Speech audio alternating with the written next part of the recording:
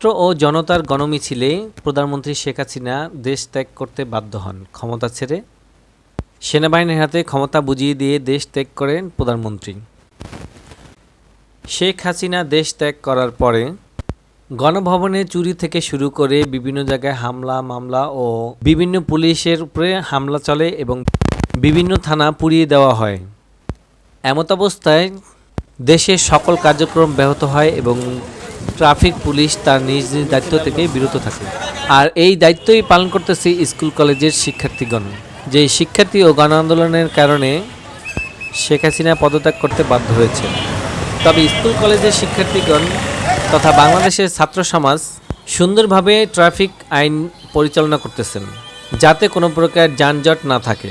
অনেক সুশৃঙ্খলা শান্তিভাবে গণপরিবহন চলাচল করতেছে। ছাত্ররা আবারও দেখিয়ে দিলেও তারা যেন সকল কাজের পারদর্শী।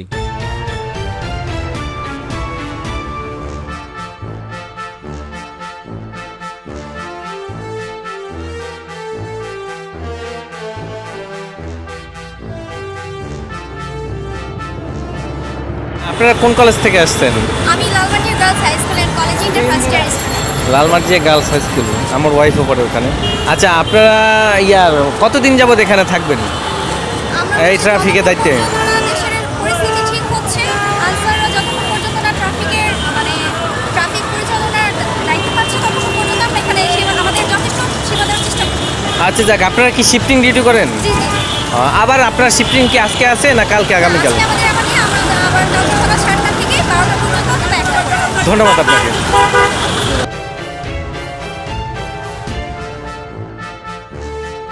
গণভবন থেকে দেশের প্রধানমন্ত্রীকে ক্ষমতাচ্যুত করা থেকে শুরু করে ট্রাফিক আইন মানা পর্যন্ত সকল কাজেরই পারদর্শী যেন তারা।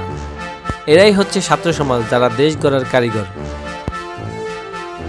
দেশের ছাত্র সমাজ সবসময় চায় যে দেশের শান্তি ও শৃঙ্খলা ফিরে আসুক এবং তারা সবসময় চায় দেশের উন্নতি এবং প্রগতি। ছাত্র সমাজ তারই প্রমাণ দিয়ে গেছেন প্রত্যেকটি কর্মক্ষেত্রে।